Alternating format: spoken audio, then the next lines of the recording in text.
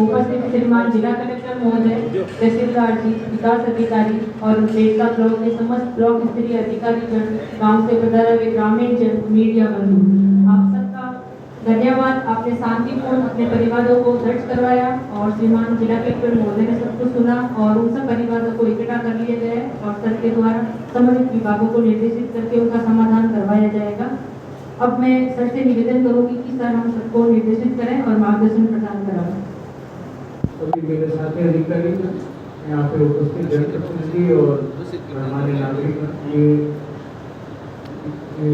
पंचायत जो बिल्कुल मेड़ता से जुड़ती हुई है और आज यहाँ रात्रि कपाल का कार्यक्रम था। लगभग 25 से 30 के बीच प्रार्थना पत्र अपने को मिले। उसमें जलदाय विभाग, बिजली विभाग, PWD से संबंधित परिवार हैं, कुछ परिवार कोऑपरेटिव के भी हैं, PM किसान के भी थे।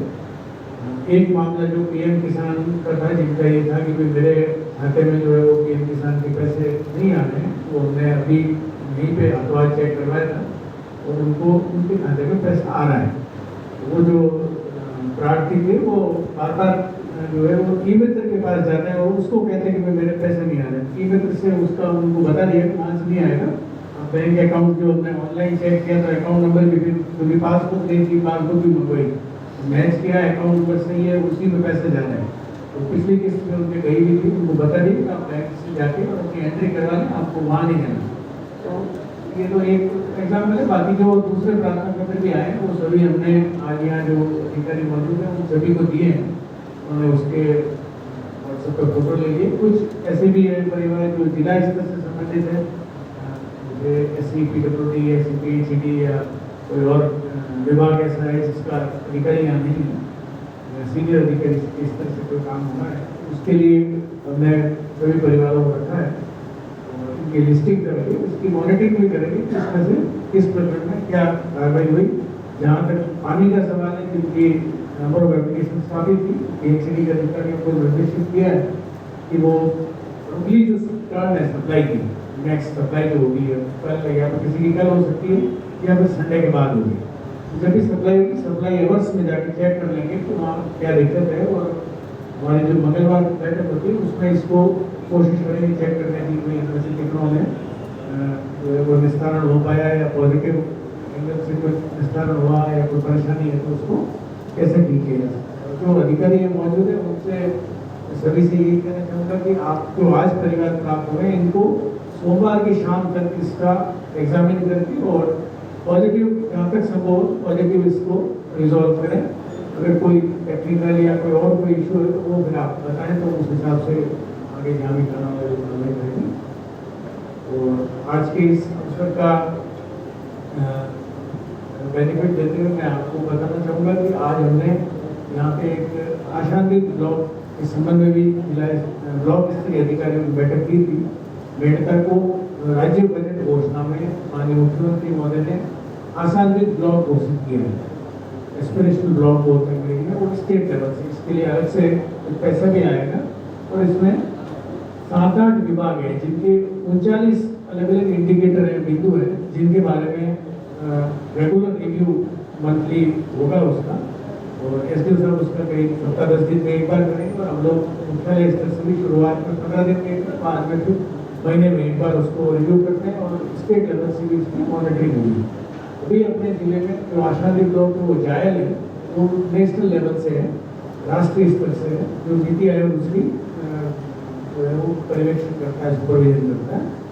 तो उसमें भी जैसे शिक्षा विभाग के जो है वो 11 बिंदु हैं, मेडिकल विभाग के 14 बिंदु हैं, अलग अलग डिपार्टमेंट के अलग अलग हैं। जैसे मेडिकल का समझेदार जैसे इंस्टीट्यूशनल डिलीवरी जो संस्थागत प्रसव होता है तो वो उसमें ये पॉइंट आता है कि भाई इस महीने में आपके कितनी डिलीवरी हुई, उसमें से कितनी हॉस्पिटल में हुई, कितनी आपके हॉस्पिटल में नहीं हुई। तो वो जितना कम परसेंटेज आ रहा है वो मतलब अच्छा नहीं है, सारे संस्थागत होने चाहिए।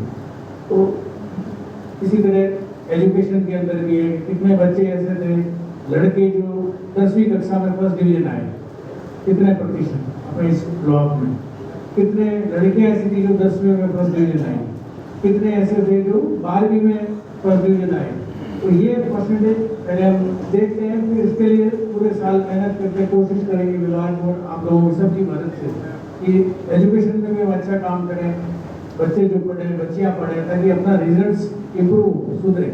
ये माना गया कि भाई ये ब्लॉक जो है जायल के बाद वो ब्लॉक है ये मेड़ता जहाँ पे थोड़ा सा कुछ कमी थी, उसको अपने को सुधारना है। इसी तरह जो आंगनबाड़ी वाला जो डिपार्टमेंट होता है, CDPO है जिसमें बाल विकास परियोजना अधिकारी, उनके यहाँ होता है कि जैसे जो मेल न्यूट्रिशन है या कुपोषित बच्चों की संख्या वो कितनी है, उसका फॉर्मूला है कि भाई इतना वजन है, इतना एज है तो इतना वेट होना चाहिए, इतनी हाइट होनी चाहिए। वो आंगनबाड़ी में जो बच्चे आते हैं उसका वो डेटा लेते हैं और उस डेटा में ये होता है कि जितना सैम और मैम बोलते हैं, जो बहुत ज़्यादा कुपोषित है वो सैम है और जो कम है वो मैम बोलते हैं उनको। उसमें भी ये रहता है कि भाई ये उसमें उल्टा है, यहाँ पे तो अपने कहा कि बच्चे को ज़्यादा फैसिलिटी आनी चाहिए, यहाँ बच्चे कम होने चाहिए।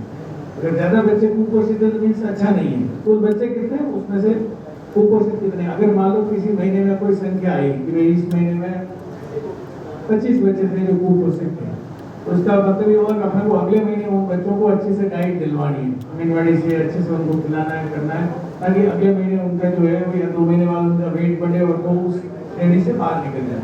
तो इस तरह के कुल 39 पैरामीटर है। मेरा आप लोगों से भी निवेदन है कि इसकी पर्याप्त प्रचार प्रसार अपन करें, सब लोगों को पता रहे, जनप्रतिनिधि भी इसमें जुड़े, हम सब मिल के करेंगे जब जाके ये काम होंगे जो बिल्कुल पब्लिक से जुड़े हुए हैं। जैसे यहाँ पे आज जनसुनवाई हो रही है, तो अपने कितने ऐसे लोग हैं जिनकी उम्र 30 साल से ज़्यादा है जो यहाँ बैठे हैं, वो प्लस जो लोग आए थे यहाँ पे पहले, जैसे काफ़ी जगह अधिकांश लोग ऐसे थे जो 30 से ऊपर थे। तो 30 से ऊपर जिसकी भी उम्र है उसके 2 पैरामीटर उसके अंदर है। एक पैरामीटर है कि उसका ब्लड प्रेशर चेक करना चाहिए उन सब का। तो अपने पिछले साल में हमने इस तरह के जो 30 साल से अधिक उम्र के जो लोग थे उसके पिछले पूरे 1 साल में 55% लोगों की इस तरह की जांच हुई। जो पात्र है, पात्र कितने थे? जो 30 से ज़्यादा वाले थे सारे, जैसे अपना वोट देने के लिए होता है, 18 साल से उम्र वाला अधिक वाला वोट देता है, पर अपने वोटिंग होती कितना परसेंट है? 70%, 60%, 65%, 75% जो भी, तो 25% तो नहीं हुई। इसी तरह से इसमें ये हुआ कि 45% लोगों ने ये जांच नहीं करी, या तो उन्होंने कराई नहीं है, की नहीं, लोगों को पता नहीं होगा। तो लोग हैं वो ये नहीं सोचते कि भाई मेरे को, क्योंकि आपको अगर डायबिटीज़ है या आपको ब्लड प्रेशर है तो आपको एक दिन में कुछ नहीं लगता, एक दिन से दर्द हुआ छोटा मोटा लगता है, ऐसे ही कुछ हुआ और गोली ले लेने की गई। कई बार ये भी भ्रांति होती है कि गाँव में कई लोग ये भी सोचते हैं बड़ा दिखा है फालतू में कुछ आ गया तो फिर अपने इसका इलाज कराना, माता बच्चे काम में डर लगता है, दिखाएंगे तो पता चल जाएगा।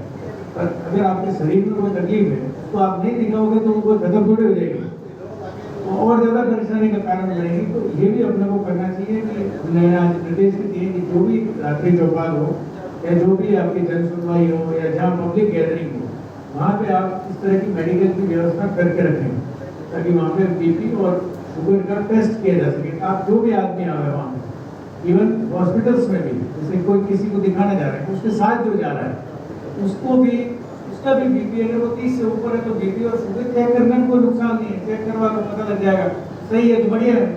आपको दोबारा 2-3 महीने बाद जब जाओ तब कराना, और अगर कोई दिक्कत है तो पता लगेगा कि डॉक्टर साहब वही है, तो आप बात कर सकते हो, उसका इलाज होएगा, कोई दवाई देंगे या कोई और चीज़ बताएंगे, कोई परहेज बताएंगे, ये चीज़ें अपने हेल्थ के लिए। तो इसी तरह से ये जो मैंने 2 आपको बताया 25 तो यही आइटम हो गए। कुछ आपके अन्य विभाग में कृषि विभाग के भी कुछ पैरामीटर है उसके अंदर, सॉइल टेस्टिंग का है, उसमें गरीब और रबी में टेस्ट करते हैं। इस तरह से जो इसके पैरामीटर्स हैं उसको डिटेल में एसपी साहब और अगले वीक में ये रिव्यू करेंगे इसको।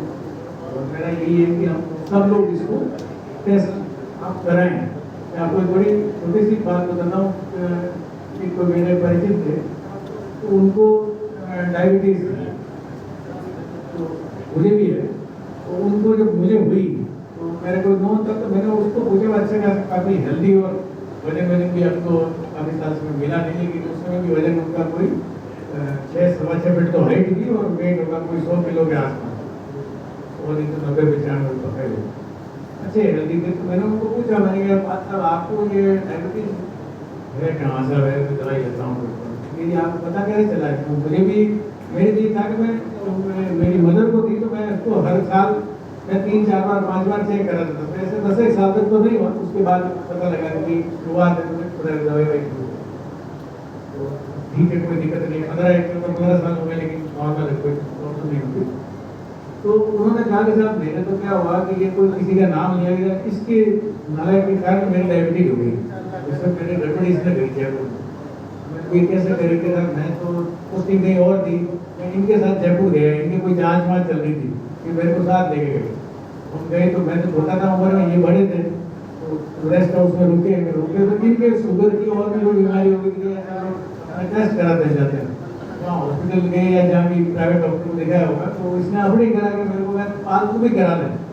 अभी मेरे क्या कराना है, कराने में क्या लगता है, टेस्ट कर मेरा ये सब 450, तो ये इसके कारण मेरी दवाई शुरू हो गई। ये घटना थोड़ी पुरानी है। तो ये पढ़े लिखे लोगों की भी ये साइकोलॉजी होती है, तो या जो अवेयर है इन चीज़ों से, जिनको पता है, पढ़े लिखे वर्ड यूज नहीं करना चाहिए, तो भी तो मेरा ये निवेदन है कि अपन इस चीज़ का प्रचार प्रसार करें। ये नॉन कम्युनिकेबल डिजीज है, तो ये एनसीडी बोलते हैं मेडिकल विभाग में।